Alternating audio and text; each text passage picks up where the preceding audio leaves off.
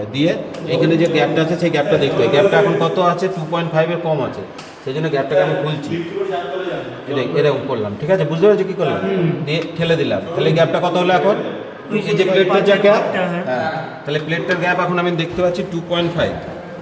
4 mm test করা যায় আর 2.5-এ, এটা স্ট্যান্ডার্ড, মানে এই কিটটার এটাই স্ট্যান্ডার্ড। ঠিক আছে, এটাকে রেখে দাও, দিয়ে এটাকে পুরো ঢাকা, তেলটাকে কিন্তু পুরো একদম ভর্তি করে দিতে হবে। ঠিক আছে, ভর্তি করে দিয়ে এটাকে সিল করে দিলাম। এবার এটা যাতে জলটা না ঢোকে। ঠিক আছে, এবার এটাকে অফ করতে হবে। এটা অফ না করলে চালু হবে না, কারণ এইটা হচ্ছে সুইচ, একটা সেফটি সুইচ আছে, সেফটি সুইচ। ঠিক আছে, এবার অন করলাম, দিয়ে এটাকে রান করে হাই টেনশন অন করতে হবে। High tension on, high tension on মানে এই ট্রান্সফরমারটার হচ্ছে প্রাইমারি সাইডটা লো ভোল্টেজ, এই দিকটা হাই ভোল্টেজ আছে, কিন্তু কেভি রেটিং না হলে তো স্পার্কিং হবে না। এবার যদি হাই টেনশন, এটা আস্তে আস্তে এটা ইনক্রিজ করছে, দেখো ভোল্টেজ ইনক্রিজ করছি। দাদা একটু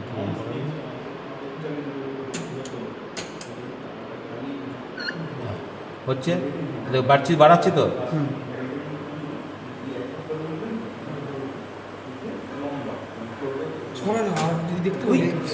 স্পার্কিং হলো তো, স্পার্কিং হওয়া মানে কত কি হলো, মানে ওখানটায় কানেকশন এটা থাকলো না আর কি, মানে ওই বেরিয়ারটাকে ও ভেঙে ফেলেছে।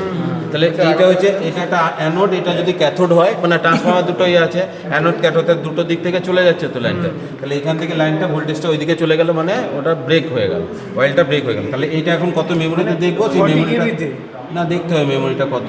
এটা এখন আছে 40, এখানে 40 আর 60-র মধ্যে 5 ভাগ আছে, মানে 1 2 3 4 5 ভাগ আছে, মানে একটা কত করে 20-কে 5 ভাগে ভাগ করেছে, মানে কত?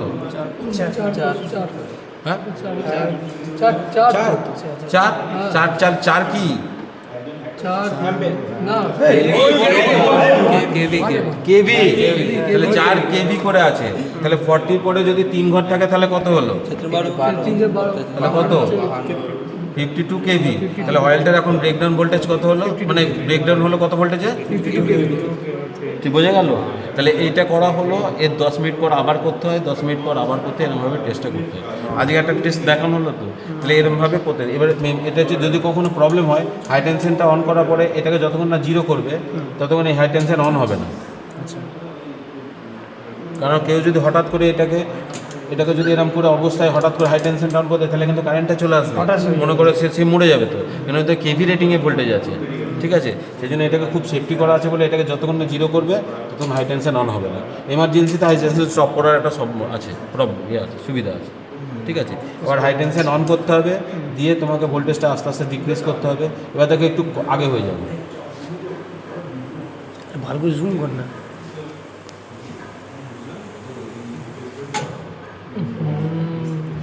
এই মেমোরিটা দেখতে হবে কত হবে, তো হোক না, এরকমভাবে 2-3টে করতে হবে তো। এবার সেটা যত ব্যবধানে হবে তত, তার মানে এই অয়েলটা ঠিক আছে। তাহলে এটা এবার দেখো না, এবার 60-তে হলো তো, 60